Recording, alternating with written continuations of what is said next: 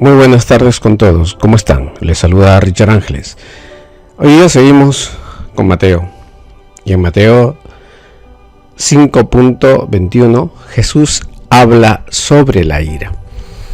Habíamos conversado el día de ayer que Jesús vino a perfeccionar, no a abolir la ley, sino a perfeccionarla, a complementarle, a darle la interpretación adecuada. Y esta vez está tocando el tema de la ira. Empieza Mateo 5:21.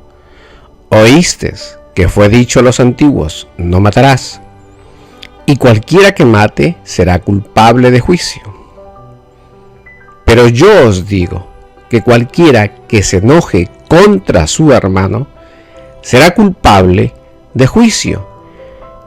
Y cualquiera que diga necio a su hermano será culpable ante el concilio. Y cualquiera que le diga fatuo quedará expuesto al infierno de fuego. Por tanto, si traes tu ofrenda al altar y ahí recuerdas de que tu hermano tiene algo contra ti, deja tu ofrenda delante del altar. Ve, reconcíliate primero con tu hermano y entonces vuelve y presenta tu ofrenda. Ponte de acuerdo pronto con tu adversario, entre tanto que estés con él en el camino, no sea que el adversario te entregue al juez y el juez a la guardia y seas echado en la cárcel.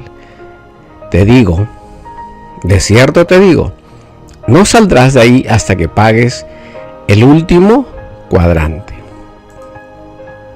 Estas son las palabras del Señor. A veces la hemos interpretado, o los judíos la interpretaron literalmente hasta cierto punto. El primer caso de interpretación de los varios preceptos aparecen en el decálogo de los 10 mandamientos: no matarás. Y tal vez la interpretación que le hicimos era solamente en el acto de matar físicamente. Pero refiriéndose a nosotros, nos dice, y empieza las palabras de Cristo diciendo: habéis oído que fue dicho a los antiguos. Es decir, estos antiguos son las generaciones judías anteriores, contrapuestas a la que está hablando Cristo. ¿De acuerdo? Se contraponen a lo que habla nuestro Señor Jesús el Cristo. ¿Y cómo nos damos cuenta? ¿De acuerdo? ¿Cómo me voy a dar cuenta? Porque Él empieza diciendo: oísteis que fue dicho a los antiguos. ¿Quiénes eran los antiguos? Los rabínicos, los doctores, los que interpretaban, los que sabían de la ley, los que sabían mucho de la tradición, los que saben mucho de la tradición judaica. Pero esa legislación del decálogo había sido interpretada solo materialmente, es decir, la realización física del homicidio: dispararle, cortarle, tirarle un puñal, una lanza, un sable, una pedrada, es decir, la realización física del homicidio.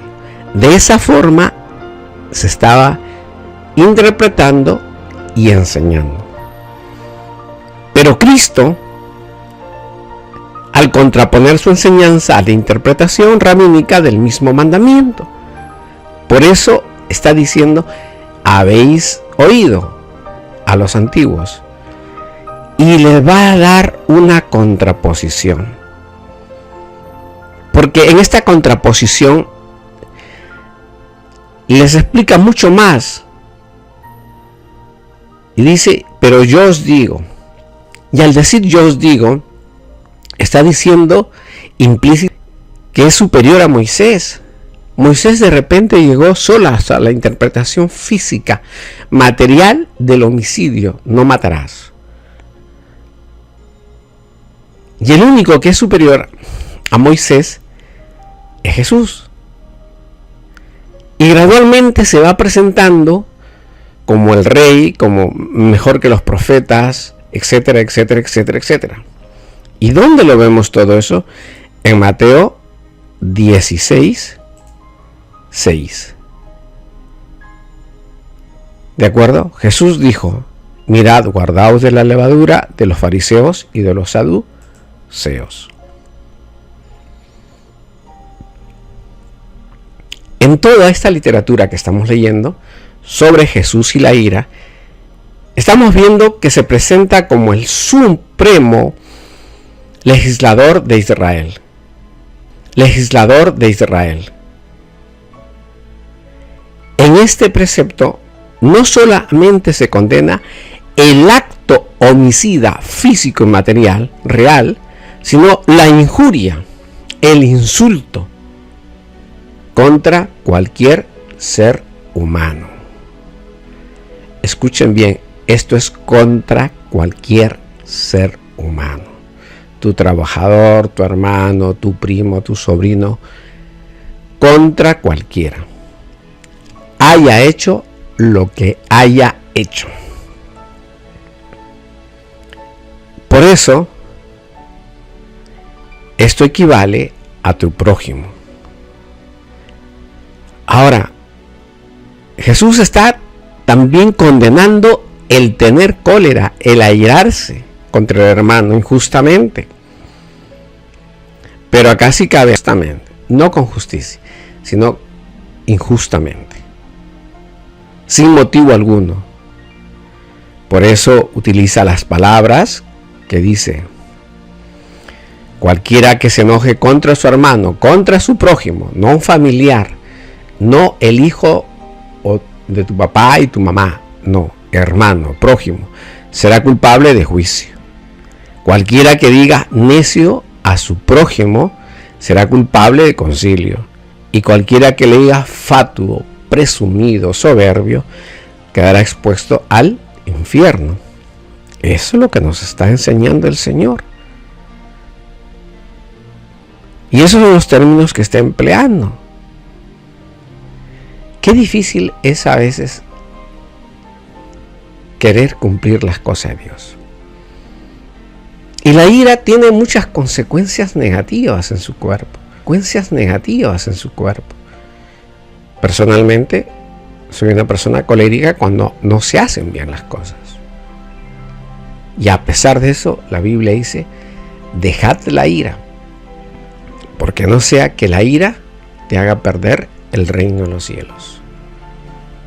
La ira es una emoción, un sentimiento que hay que darle de baja, que hay que suprimirla en nuestra vida, porque nos impide amar. Por eso,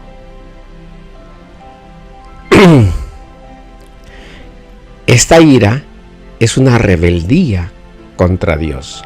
Cuando tenemos ira nos mostramos enojados y una rebeldía muy fuerte en el ser humano. Si pudiéramos sacar de cualquier ser humano lo bueno, veríamos cómo el ser humano es rebelde y violento, lleno de ira, lleno de cólera. Por eso en los trabajos es problema difícil llevarse bien. Por eso en los matrimonios resulta complicado llevarse bien. Por eso una familia es difícil que reine la paz, porque el único que nos da la paz es Jesucristo.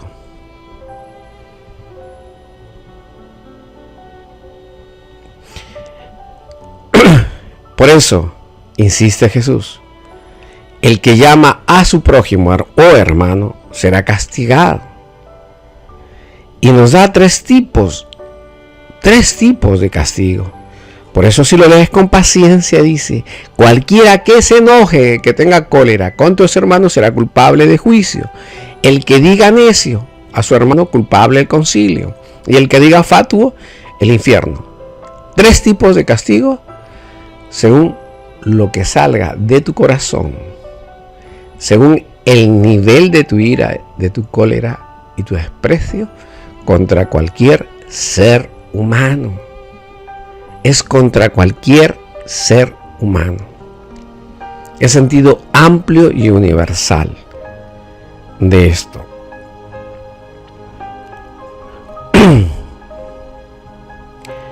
Ahora, cuando nosotros seguimos, el ateo es un ser rebelde, lleno de ira. Está en la clímax de rebeldía contra el Señor. Pero recuerde todo lo que viene enseñando, para que tal vez con una buena meditación, con una mente tan brillante que le ha dado Dios, pues lo ponga en paciencia, en paz, y vaya encaminándose por el camino de Dios. Si es la voluntad de Dios, que así sea, porque es la voluntad de Dios que todos los hombres se salven. Así que hay que corregirnos. ¿Debemos que corregirnos? Sí, debemos corregirnos, sí. ¿Cuándo? Lo más pronto posible. El Señor dice, si escucharas hoy mi voz, no lo pongas duro, sino inmediatamente. Hay que tomar la iniciativa. ¿Cuándo cambio? Hoy. Porque el camino es cuesta arriba. El camino es contra todos. El camino es contra mis familiares, contra todos, porque ellos no van a entender o no quieren aceptar a Jesucristo como su Señor. No quieren aceptar que Dios nos ha creado. Cristo no pretende establecer un triple y exclusivo código de penas y castigos, sino lo que está haciendo es, según los términos de la jurisprudencia judía, está diciendo la expresión y le da una valoración moral, le da una valoración a nuestro nivel de ira o cólera. Si eres así, te corresponde este castigo. Si es un poquito más alto, otro nivel de castigo. Si es otro nivel más alto, el nivel 3, te corresponde el infierno. ¿Y puedo ser condenado por solamente la ira? Sí, repito, pero lamentablemente en muchos templos, en muchas iglesias no le dan importancia. Solamente ven fornicación, borrachera, fornicando, borrachera. ¿Y la ira? Lo está tocando el Señor. Lo está tocando la ira, lo está tocando el divorcio. ¿Es así como queremos? No, es como Él está ordenando. Por eso le está dando la interpretación correcta.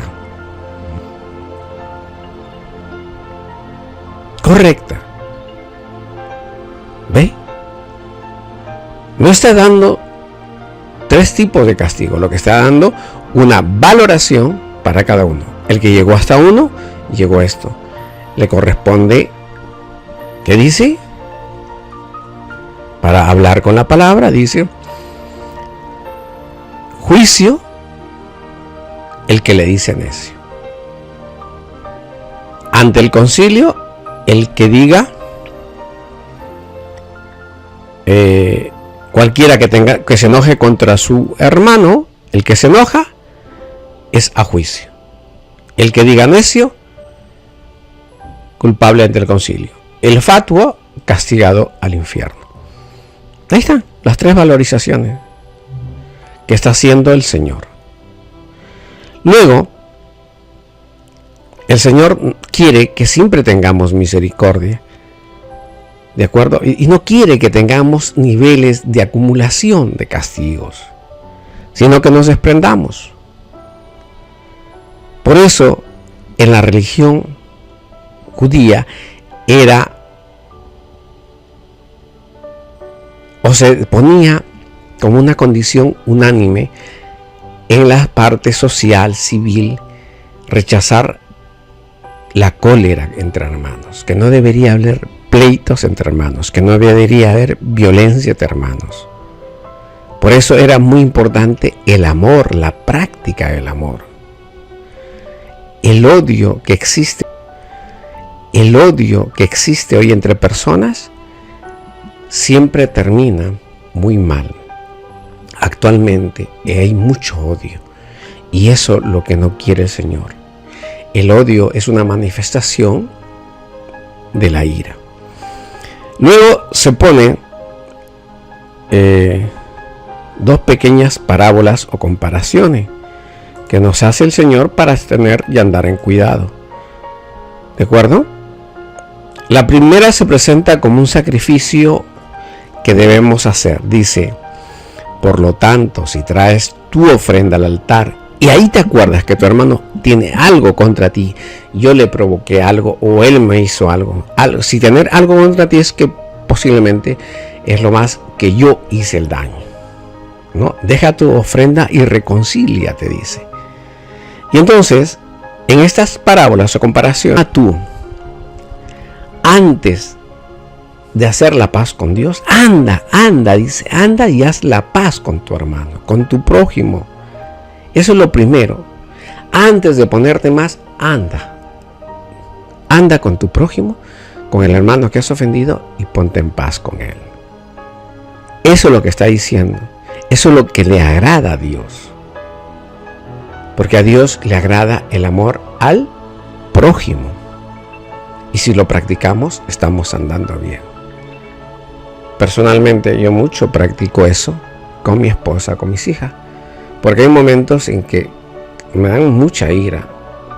No estudiar, no lavar los platos, no llegar a tiempo a los estudios, tomar iniciativas personales. ¿Por qué te fuiste? Bueno, porque tomé una decisión personal. Pero a pesar de eso, debo perdonar.